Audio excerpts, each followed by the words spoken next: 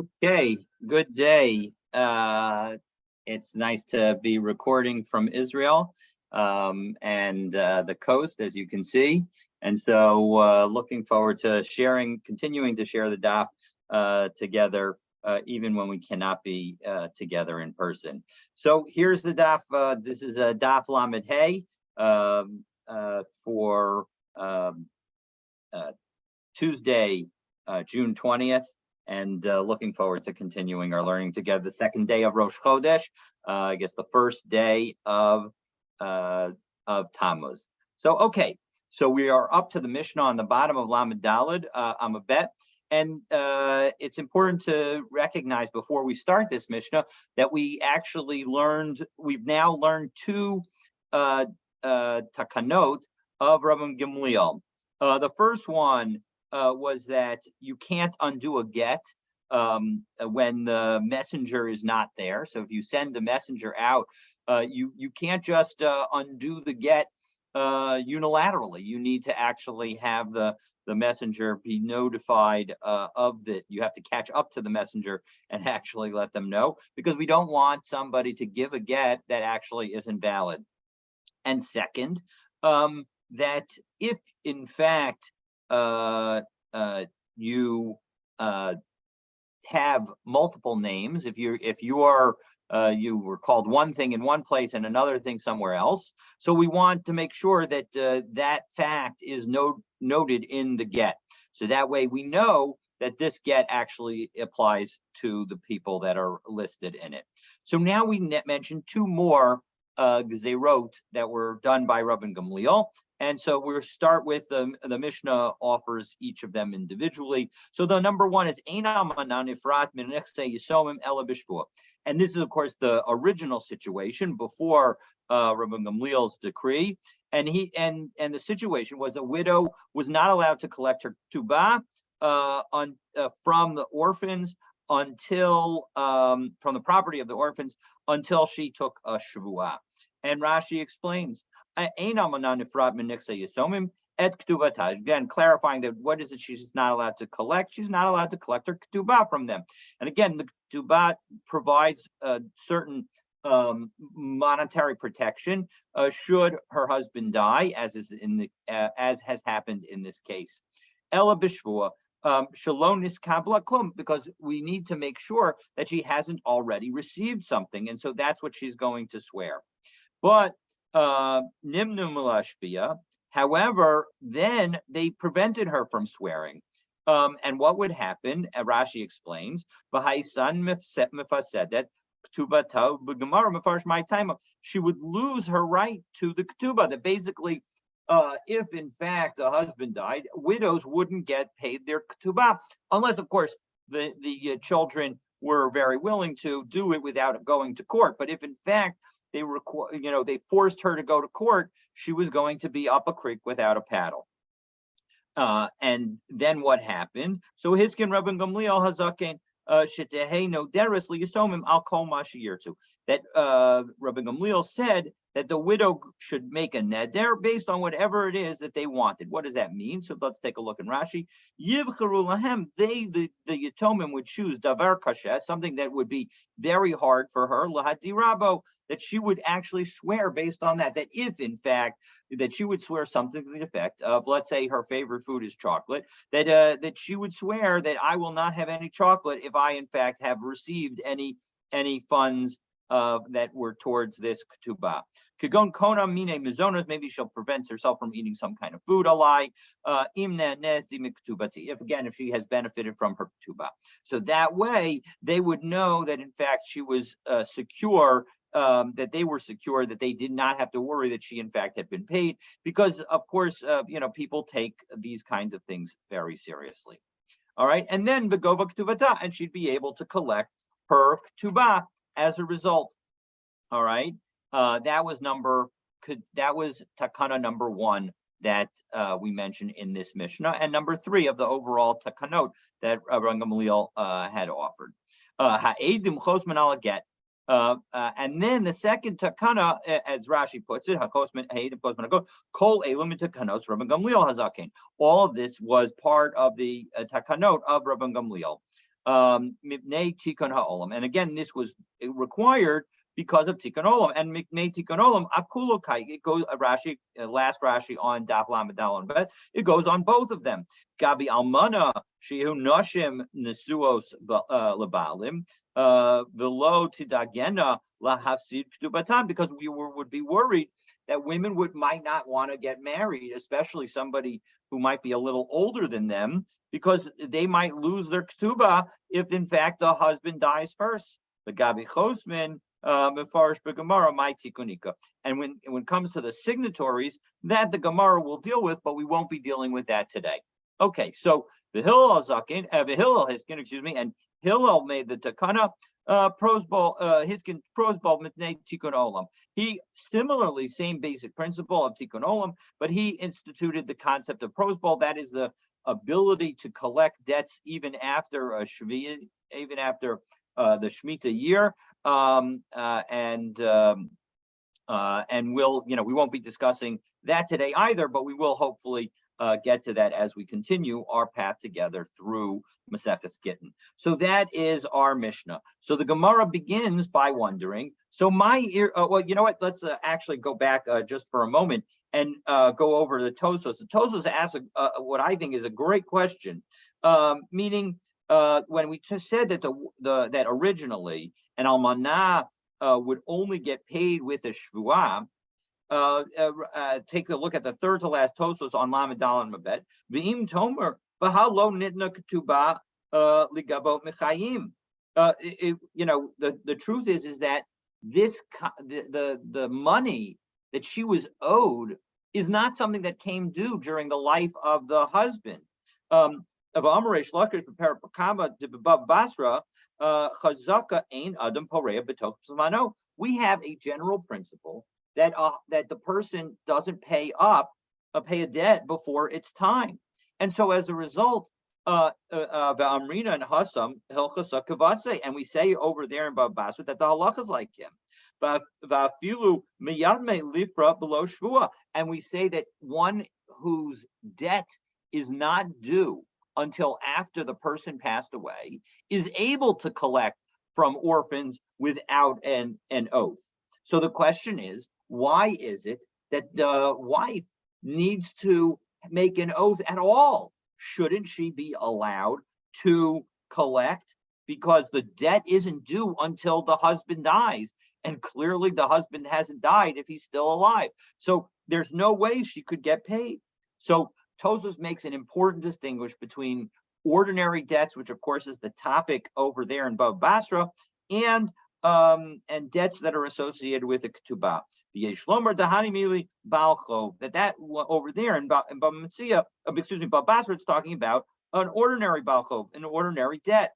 About almana, the isla betanai bastin, matisla srare, that maybe when it comes to a widow who is the Beit Din has established the rule that we need to make sure that the woman is being taken care of. Maybe the husband would give her a pouch of money ahead of time, a tzrare, a sort of a bound set of money, afilu b'toks mana, even during the course of the time. And indeed, we saw in Ketubot this discussion about what happens about money being set aside for someone. We saw in Ketubot near the end in Daf Kuf Ben Amud Bet that if somebody has natural daughters and then stepdaughters, we are worried that when it comes to the natural daughters, that maybe he's set aside money for them. That maybe because Beit Din is wanted to make sure that they would be protected, that maybe he would give them some extra money ahead of time. And so as a result, we see that there is a concern that maybe the money would be given ahead of time. And then the Tosos asks another question, which is going to be related to the question that we're going to open the Mishnah, open the Gemara with, which is V'im Tomar Ha Parak Gemara My Irya Almana. Why are we talking about specifically an Almana? Lema Denakat Almana, because we're going to ask, why not talk about any debt? because ordinarily, if the debt is already due, we say that anybody who collects from orphans needs to make an oath. So lema denakat almana al afal pisha hu toksmana.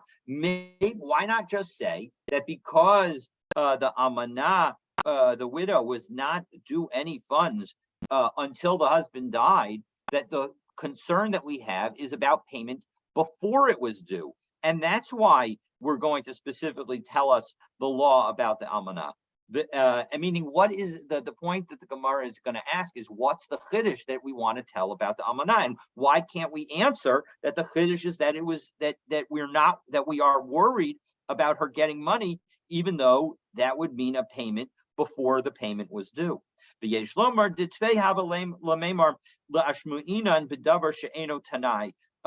in. Now, because we could say that it would actually be equivalent to say something that doesn't have a Tanai based in associated with it.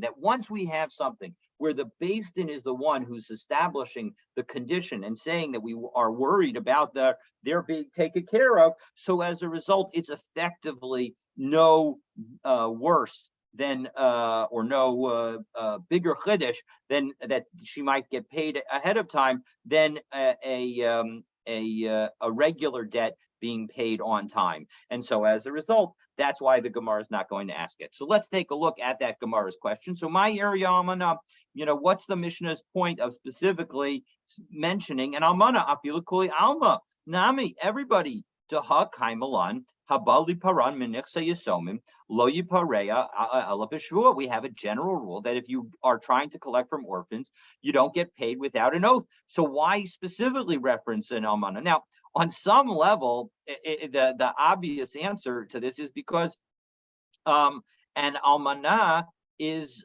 we're telling us now the decrees of Rabbi Gamliel. But the point is why specify this? And of course, the decree of Rabbi Gamliel is in this situation. But almana itzrachale. So the Gemara answers that no. Look, we need to tell you about the law about the widow because of salka daita kamina. I might have thought, as we turn to Lamed Hayam and Aleph, mishum china akilu rabbanam gaba.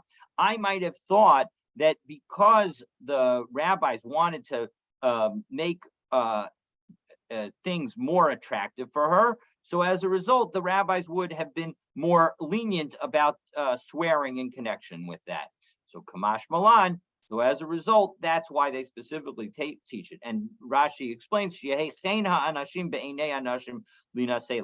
that we might think that we would allow, we want to make it women more eager to marry, and so as a result, we would make it easier for them to collect, and maybe therefore not require a swearing requirement. And so therefore we need to say that, by the way, in the ordinary situation, a widow needs to swear. So Kamash Malan, yes, a widow does, she's no different than any other creditor. She's going to need to swear in order for her to collect. Okay, so now then what happened? So that was the original rule. The original rule was that she's going to swear in order to collect. Then minimnu malashbia. So then we said that in fact we're going to they then stopped her from swearing. So my timeout. What's the reason that they stopped her from swearing? So Ilema Mishum de Rav Kahana. Maybe you're going to say it's because of the following story of Rav Kahana to Rav Kahana. What did Rav Kahana say? The Amri La Amar Rav Yehuda Amar Rav. That some people said it was Rav Yehuda in the name of Rav. Masaba Adam Echa B'Shnei Tzitzoros. There was a person who was in the years of famine. Shehivkid Dinar Zahav Eitzel Amana, and he deposited a dinar by a particular widow. And she put the dinar in a flour, in a jug of, in a flour container, for to store it. But then, of course, what did she end up doing? She ended up using that flour to bake it into the bread. Unisanato lani, and then she gave that loaf to a poor person, liyamim. So liyamim, a few days later, Babal Hadinar, the owner of the dinar, came to her. V'amar la, habi li dinari, give me the dinar. Amrale, she said to him, Yahanes sama maves be'echad mibaneha shel osa isha im nanesi medinarcha klum. So listen, I don't have it. Obviously, is the implication, because what does she say? She says the literal translation of what she said is that um, I benefit from from a poison. When one of my children benefit, if may the potion of death be effective in one of my children, if I've derived any benefit whatsoever from your dinar. So she's essentially saying, I don't have it. And not only that, but I didn't get any benefit from it. So, it's really not my fault. So Amru, so what did they say? Lo hayu yamim muatin ad shemes echad mibanah. And what ended up happening is one of her children then died. And so as a result, implying not only that we'll see whether or not she actually violated her oath, but the point is that how serious oaths are. And when the rabbis heard this, Amru ma misha nishba be'emes kach. If this is what happens to somebody who swears truthfully, hanishba al sheker alachas kama kama. How much more so will something bad happen if somebody swears falsely? So, and as a result, maybe that would be the reason that they stopped having people swear, because they realize how serious oaths are. So my taima iansha. Well, if that's the case, that she swore truthfully, why was she punished? Makom dinar. Well, if you figure out the fact that she actually did save something because she did have some benefit. Here she was planning to bake a full loaf, and some of the loaf was displaced by the dinar that she had, that was cooked in it, that was baked inside it. So umay misha nishba be'emes. Well, in that case, what do you mean that she swore truthfully? Well, the point is kimisha nishba be'emes. She didn't, if you actually analyze it, she wasn't swearing truthfully, because her literal words were not true. But of course, what her intention was that I didn't personally benefit from the oath, that I didn't sort of take advantage of the dinar. So the dinar did give her some benefit, but she did not benefit from it intentionally. And so as a result, even though that was what she intended, the wording of the oath wasn't actually true. And so that is exactly why she may have been punished. Well, imishum ha my area almana. Well, one second. If in fact we're worried about anybody taking an oath, well, why are we specifically talking about a widow? Afilu grushanami, a divorcee who needs to collect her ksuba from her husband, for her former husband. She shouldn't be allowed to swear to collect either, and yet we allow her to swear and collect. So alama amar Rabbi Yazera amar Rabbi Shmuel amar Shmuel lo shanu ela amana aval gerusha mashbianota. And yet we see that Rabbi Zera said in the name of Shmuel that we do allow a divorcee to swear to collect her ketubah, as opposed to a widow. So almana shiny. So no, a widow is different, because a widow might justify her statement in a way that a divorcee would not. Because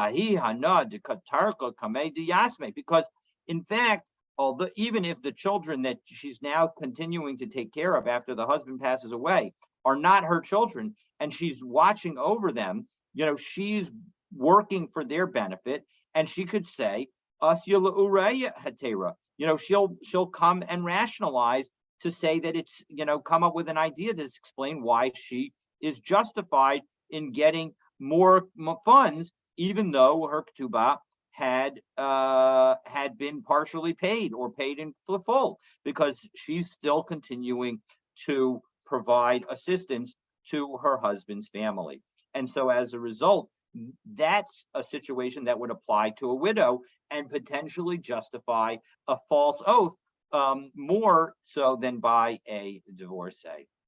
Okay, so now that we've explained the reason why they stopped allowing it, so Rav Yehuda is going to qualify this ban that they had. So Amar Rav Yehuda, Amar Rav Yirmiyah bar Abba, Rav Ushmuel de Amri Tarvayu, Lo Shanu Ela Beveis Din, that when we said that the woman would not be allowed to swear That was talking about in court itself, in Beit Din. Aval chutz leBeit Din mashbiyanota. But we would allow her, and we'd allow her to collect and swear outside of Beit Din. Now, why would that be the case? So Rashi helps us out. So if we take a look at Rashi, 1, 2, 3, 5 lines down in the narrow lines of Rashi on Lamed Hey Amud Aleph, chutz leBeit Din mashbiyanota sheshvuat hadayanin shel Torahi.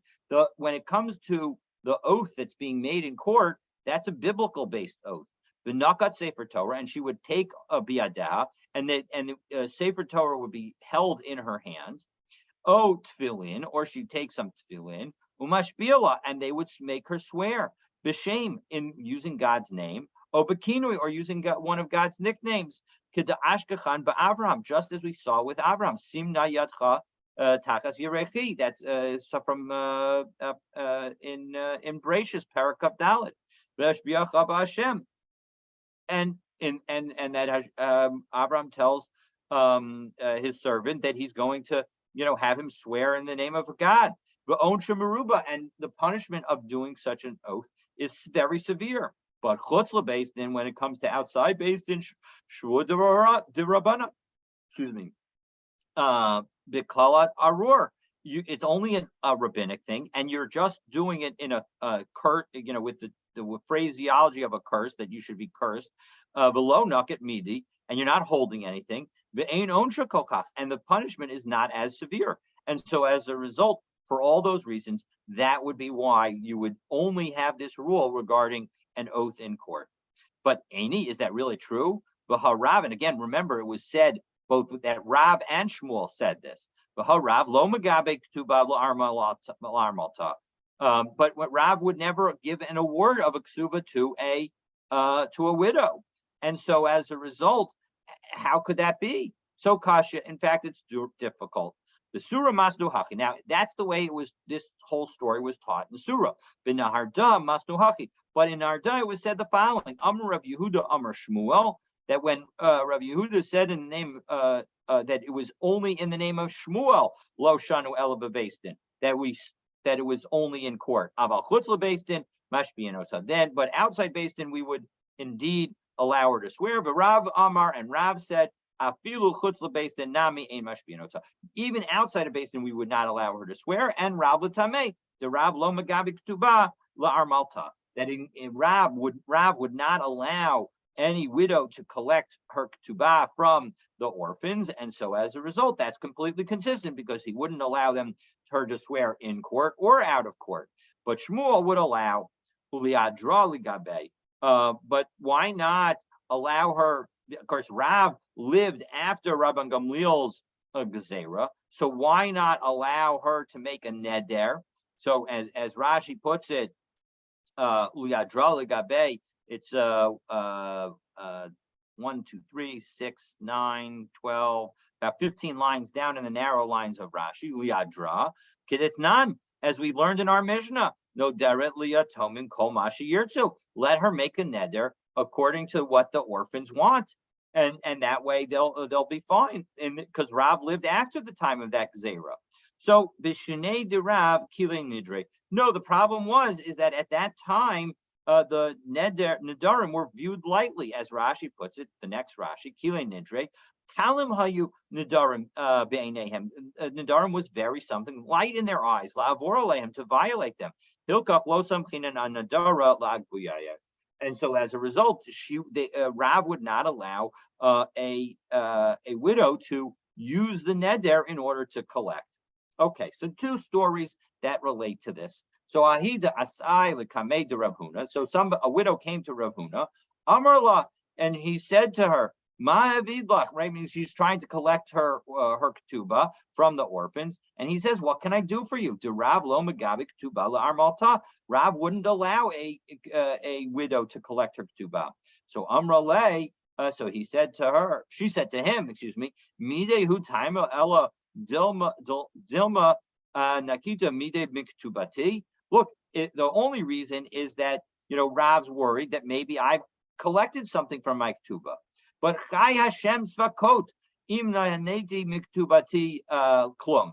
And she just volunteered herself to swear that she says, as Hashem, master of the of hosts, lives, if I have already received any benefit from my ketubah. So she essentially has volunteered an oath.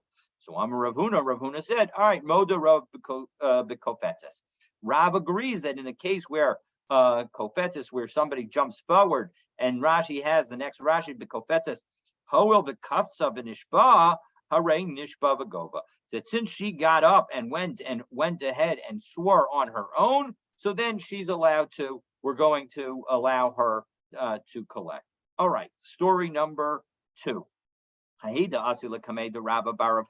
So that was the story with Rav Huna. Now Rav Huna's son had a similar story. So Amar Allah, and he said, Ma'avidla, what am I going to do for you? The Rav lo magabi k'tuba la'armalta. Again, Rav wouldn't give the money to the k'tuba to a widow. So Abba Mari lo magabe k'tuba la'armalta, and my father too, as we just had in story number 1. So Amrale, so she said to him, Havli Mizoni, so all right, so fine. If you're not going to allow me to collect my ketubah, let me at least continue to get support from my husband estate as I live in my husband's home. So the problem is, Amar Allah, he said to her, Mizoni nami lace, like I can't give you that support either. To Amar Rav Yehuda, Amar Shmuel, that Rav Yehuda said in the name of Shmuel, had tovaz ksubata bevesdin ein la mizonos. We have this rule that we saw in Maseches Ketubot that applies that if somebody makes a claim for her ketubah, that's an indication that she is now ready to get remarried, and that means that she's no longer going to get supported from the house of her former husband, the house of the widower who has passed away, the husband who's passed away. So, as Rashi puts it, Ein la mizonos. Next Rashi, me'ata, from this point on, de galia data, because she's revealed her intention, de boy inusube. She's ready to get married because that's why you asked for the ketubah. V'ihu lo atne bahada ela kol yemei migar armalosayich. That the ketubah only says that she's going to get supported as when she's in her widowhood, bebeiti, in my house. Shehi almana b'shvil kvodo. That at that point she's a widow and it's honoring her husband. And so as a result, as long as she's in that state of widowhood where she's not ready to get remarried, so as a result, that's when she gets continued support from the husband's home. And only when she is ready to get remarried, then she'll make the claim for the ketubah. But here she's made the claim for the ketubah, which she can no longer take because, of course, she can't swear for it any longer because the oaths have become meaningless, and she can't go back to just taking support because she's made the claim. So, of course, she points out this catch-22 situation to Rava, and Amrullah, so she says to him, oh, your chair should be overturned, meaning that, which is a curse, that bad things should happen to you. Kivetre Avdali, because for the one who's ruled against me on, 2 different things. So, Havchua L'chorse v'tarutzuha.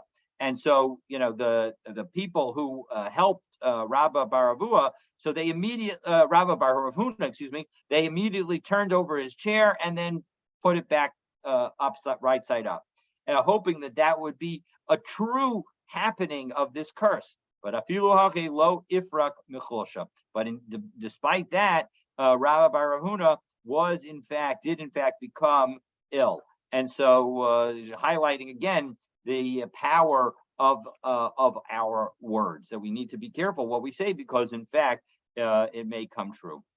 Amrle Rav Yehuda. So now, Amrle Rav Yehuda Rav Yirmiyah Bira. So Rav Yehuda now gave instructions to Rav Yirmiyah Bira. Adra bevesdin. If in fact somebody comes to Beis Din, let her make a vow, and you can allow her to make a shavua outside of Beis Din. And tell me what you end up deciding, and because I want to hear about it. Because I want to make sure that we set this practice actuality. So the point is that despite these stories, the last two stories, where we say where Rav Huna and Rabbah his son both paskin like Rav, indeed we're trying to say, we're establishing that the rule is like Shmuel. So Gufa. So in second, Amar Rabbi Zera Amar Shmuel Lo Shanu Ella Almana Aval Grusha Mashbianota. Well, one second, we had Rabbi Zera say in the name of Shmuel that the Mishnah was taught regarding a widow, but a divorcee she can make an oath.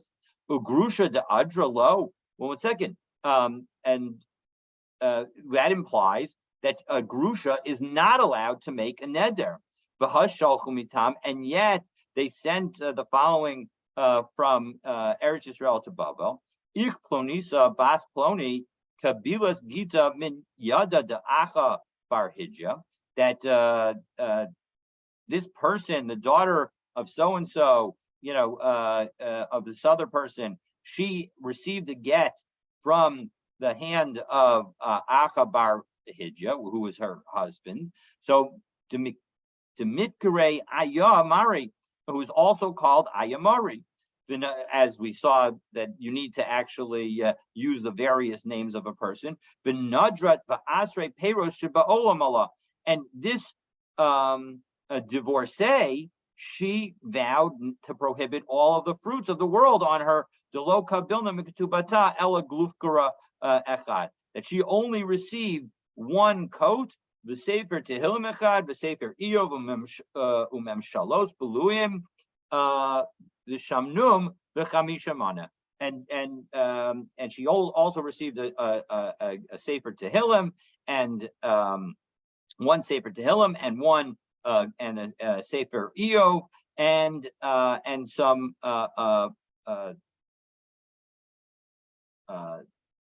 Mishlei that was worn out, and we estimated b'shamnum b'chamisha mana as we turn to Lamed Hayim Bet.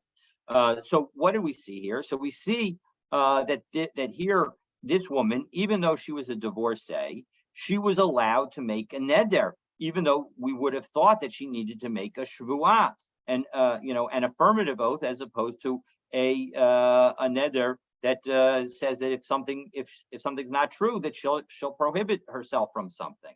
So Amar Ravash. So lichshetavo liyedchem hegbua esashar. So as a result, when she comes to you, you should allow her to take the rest of the ketubah. So the point is that we see that this message was sent, and yet again we are allowing a divorcee to use the method of neder to collect, when in fact we said that the method for her to collect is shvuah.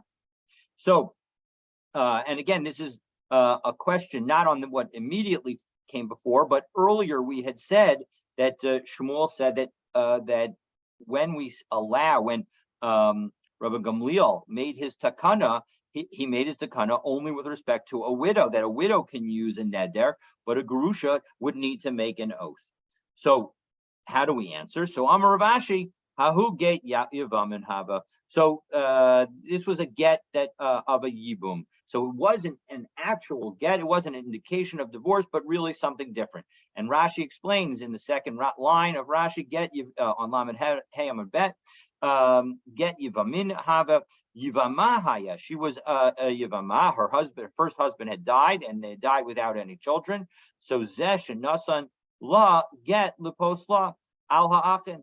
And so as a result, one of the brothers went ahead and gave her a get.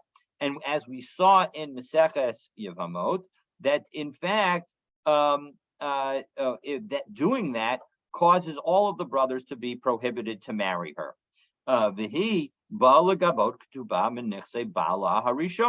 so as a result, she was coming to collect from her first husband's estate, because that's the estate that she became a widow from. And so really this is a case of widowhood.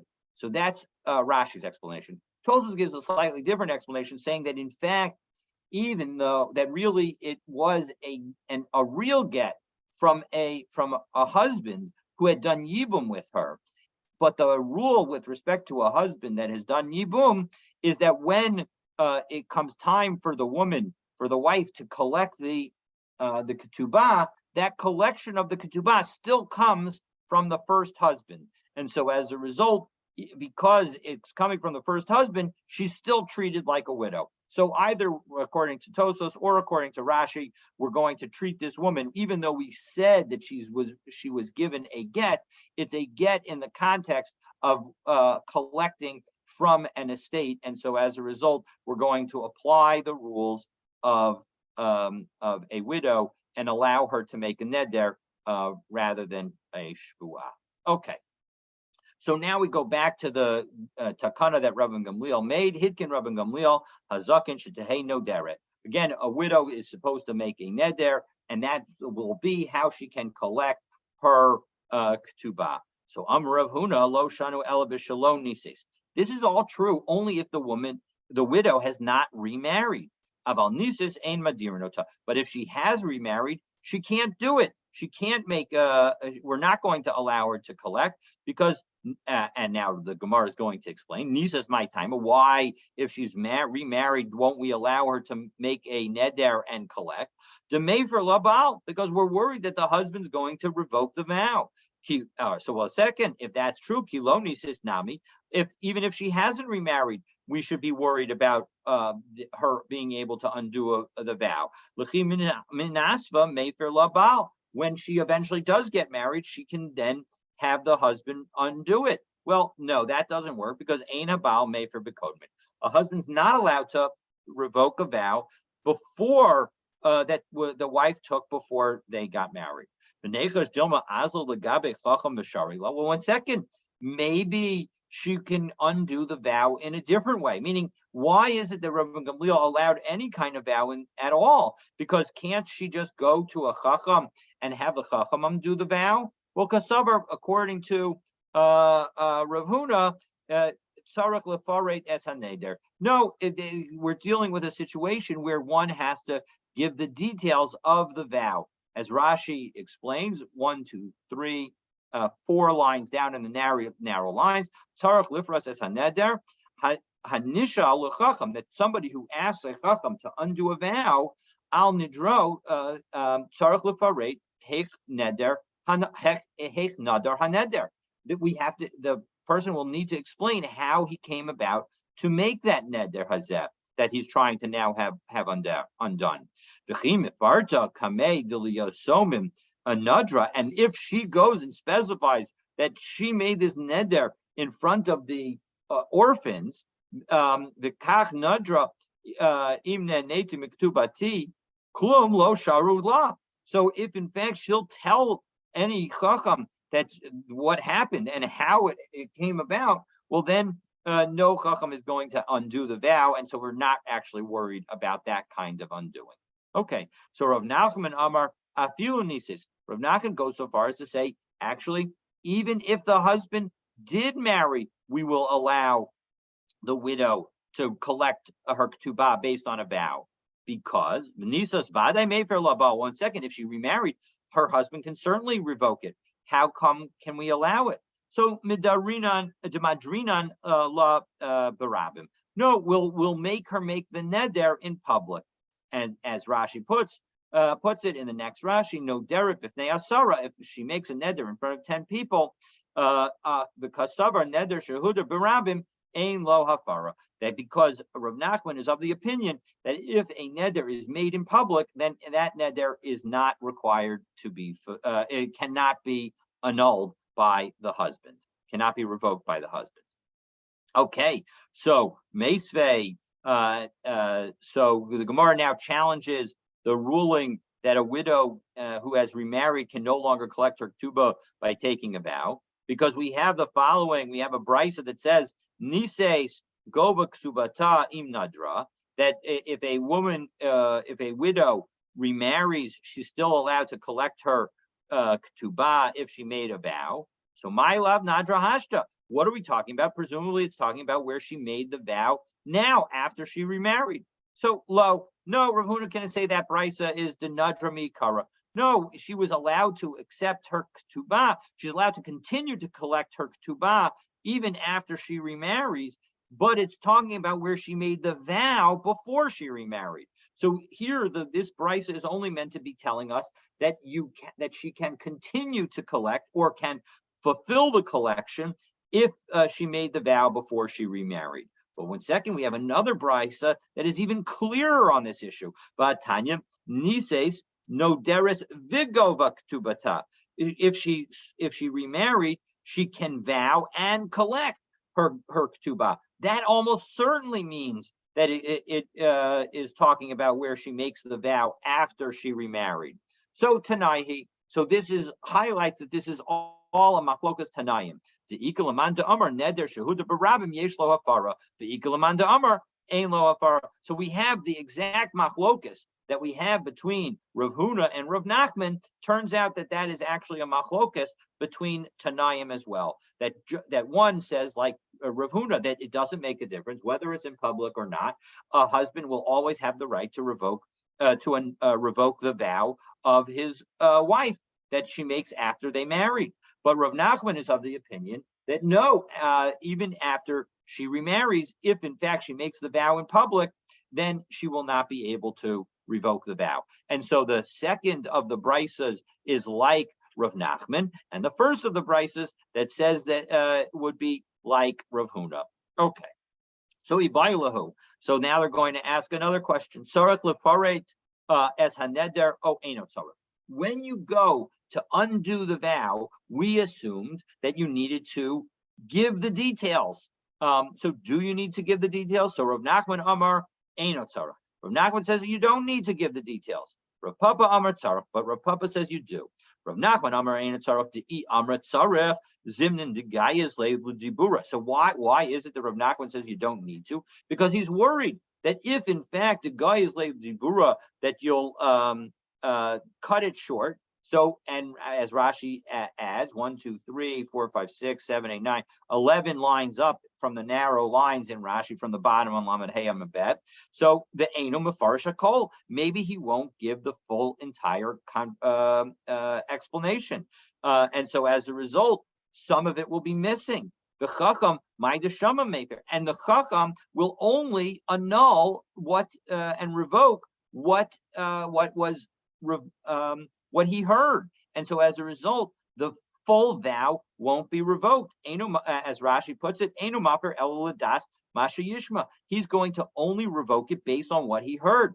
Hilkach lo yifaret alman neder, and therefore we're worried that that won't be a full hafara. And so as a result, we tell him, no, don't actually specify how the neder came to be. Ela yomer kachni darti va'asarti alai pero min ploni. Just say what it exactly was the effect of your neder. That in fact this fruit of this particular type was now prohibited. You don't need to give the entire story. Just do that, and that way, when the chacham undoes it, he'll be undoing the entire thing. Whereas Rav Papa says, Rav Papa Amar Tzarech. Rav Papa says you need to. Why? Because Mishum Milsa Yisura, that we're worried about this precise case, that maybe, as Rashi puts it, 1, 2, 3, next Rashi actually, Shema al davar isur nadra. Maybe she made a neder about some kind of prohibition. Could go on al dibuk tuba, the fact that she did not earlier take her tuba, because that would be stealing. We could go on yasru alai kol perot sheba olam. Or maybe she'll say that I'm going to prohibit certain fruits on me if I violate some kind of avera. Ubala hatir es nidro, and now she'll come in order to annul her vow, stam, without any detail, v'rotzalav or havera, because she's going to think that as a result of annulling the vow, she'll be allowed to now violate this sin, and she's not, of course, allowed to do that. And so as a result, Rav Papa says we need to specify.